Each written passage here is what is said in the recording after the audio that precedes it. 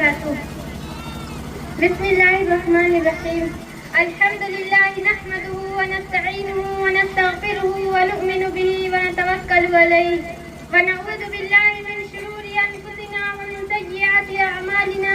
من يهده الله فلا مضل له ومن يضلله فلا هادي له ونشهد أن لا إله إلا الله وحده لا شريك له ونشهد أن سيدنا ونبينا ومولانا محمدا عبده ورسوله صلى الله تعالى عليه وعلى آله وأصحابه وبارك وسلم تسليما كثيرا.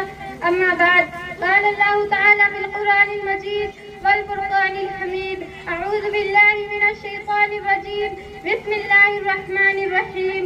يا أيها الإنسان إنا خلقناكم من ذكر وأنثى وجعلناكم شعوبا وقبائل لتعارفوا إن أكرمكم عند الله أتقاكم إن الله عليم خبير.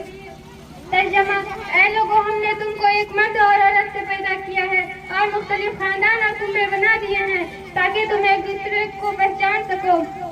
یقیناً اللہ کے نزدیک تم میں سب سے زیادہ اللہ کے نزدیک سب سے زیادہ باعزت وہ ہے جو سب سے زیادہ تقوی والا ہو. یقیناً اللہ بہت جاننے والا اور بہت باخبر ہے.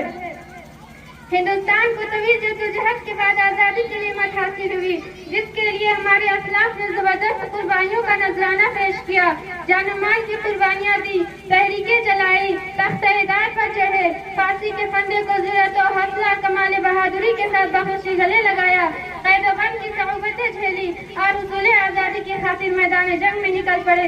آخر غیر ملکی یعنی انگریز ملک سے نکل جانے پر مجبور ہوئے.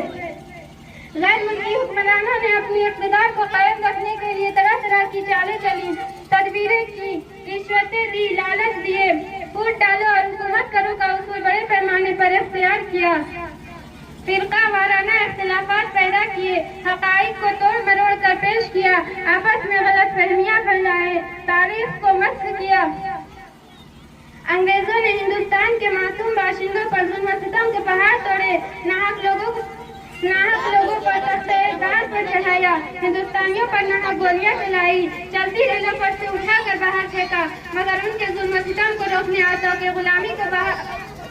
توقع غلامی کو وطن سے نکالنے کے لیے بہادر مجاہدین آزادی نے ان کا مقابلہ کیا اور ملک کو آزاد کر کے ہی اطمینان کا سانس لیا. ہندوستان کی تحریک آزادی میں مسلمانوں کا حصہ قدرتی طور پر بہت ممتاز و نمایاں رہا ہے. انہوں نے جنگ آزادی میں قائد اور رہنما کا پارٹ ادا کیا. اس کی وجہ یہ تھی کہ انگریزوں نے اقتدار مسلم حکمرانوں سے چھینا تھا.